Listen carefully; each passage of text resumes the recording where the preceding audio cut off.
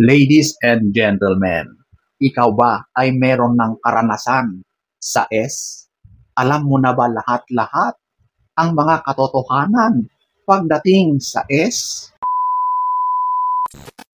Hello guys! So, ang topic natin for today, ito, mga katotohanan na hindi mo pa alam patungkol sa talik or S. So, kung gusto mong malaman ang mga ito, panoorin mo ito.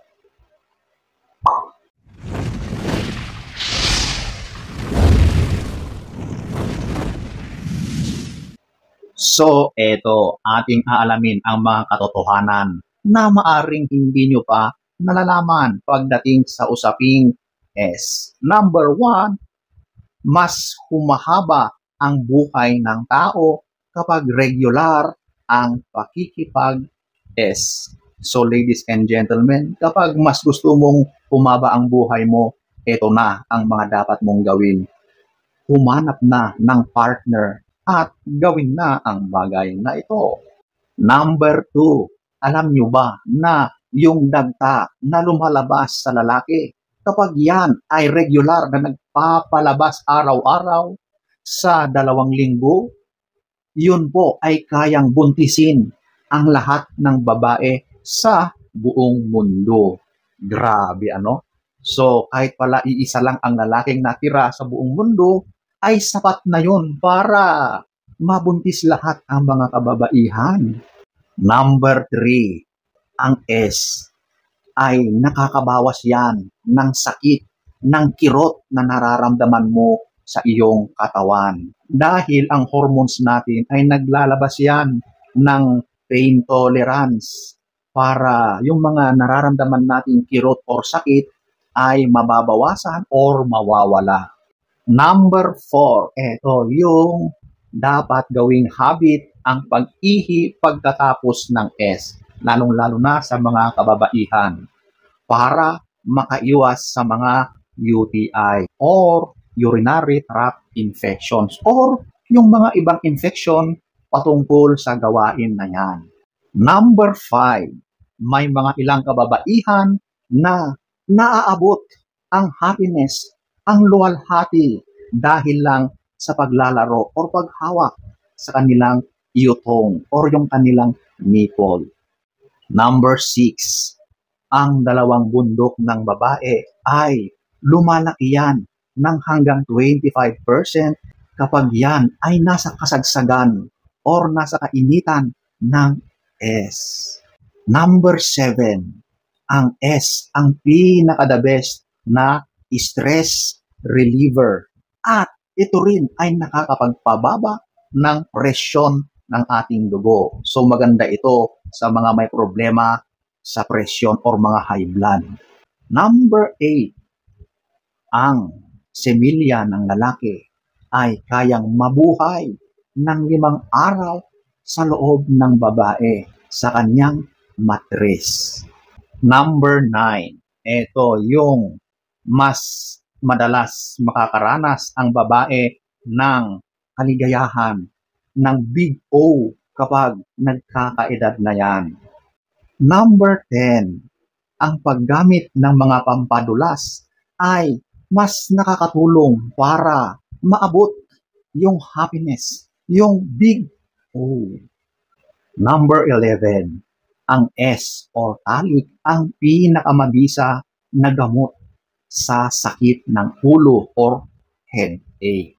Number 12, ang mga kababaihan na nakikipag-S or talik kahit 1 beses lang sa 1 linggo ay mas nagkakaroon ng regular na menstruation.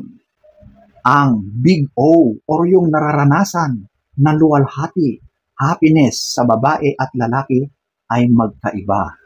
Sa lalaki, umaabot lang ito ng 6 seconds. Habang ang mga babae ay umaabot yan ng 20 seconds or higit pa.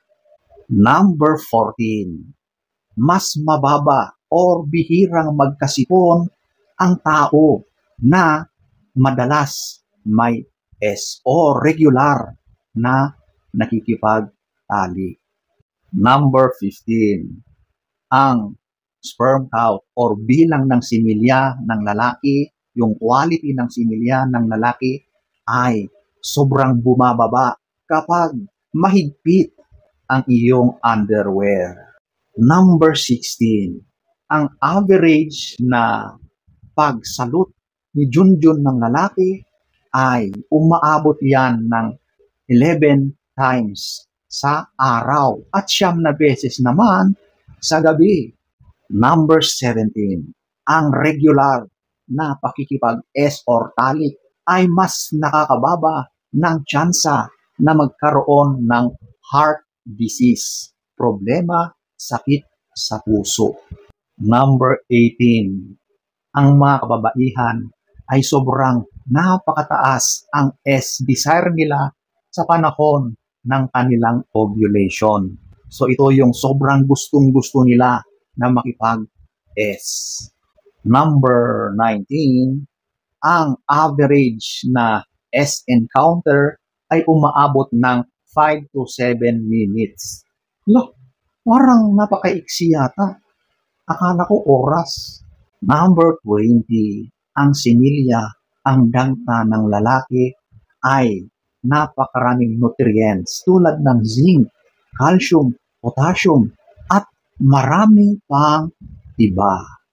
Number 21, alam nyo ba na ang isang pagpapalabas lang ng lalaki, nagtataglay yan ng 5 milyon o higit pa na similya?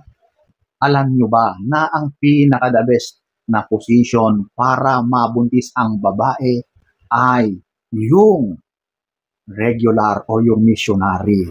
Yung literal na nasa ibabaw ang lalaki at nasa ilalim yung babae. Yun yung alam ng halos lahat ng tao na position. Alam nyo ba na ang katas or dagta ng lalaki ay nagbabago or iba-iba ang lasa.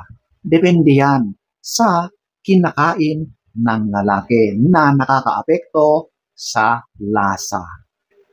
Alam nyo ba na ang mani ng babae ay walang ibang silbi yan kundi para lang sa kaligayahan or pleasure?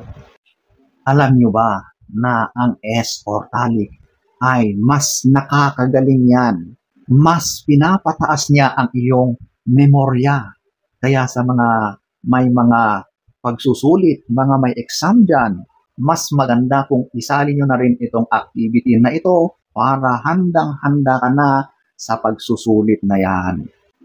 Ang S ay nakapagpapababa sa sakit na prostate sa mga kalalakihan. Lalong-lalo na kapag mas madalas, kung araw-araw, mas mababa ang tsansa na magkakaroon ng cancer sa prostate. Alam nyo ba na ang pagiging mael or malibog ay nasa lahi or nasa genes? Yung genetic predisposition mo, yan ang dahilan kung bakit ikaw ay sobrang mael or bakit wala kang L. Alam nyo ba na ang mani ng babae ay mas lumalaki yan habang tumatanda at mas nagiging sensitibo pa yan. Alam nyo ba na may mga posisyon sa S na nagdudulot ng hangin sa loob mismo ng ari ng babae? Yan ang dahilan kung bakit parang may umuutot or parang may lumalabas na hangin doon sa puwerta ng babae kapag kayo ay nagtatali. Ang amoy ng pag-aari ng lalaki at babae ay nakadepende yan sa kanyang mga kinakain, sa kanyang habits, at sa kanyang hygiene, kalinisan sa katawan. So, ayan po, ang iilan lamang sa napakaraming facts or katotohanan pagdating sa usaping S or talik. So, ladies and gentlemen, sana ay nagustuhan nyo ang ating topic for today. Next story time. Don't forget to subscribe,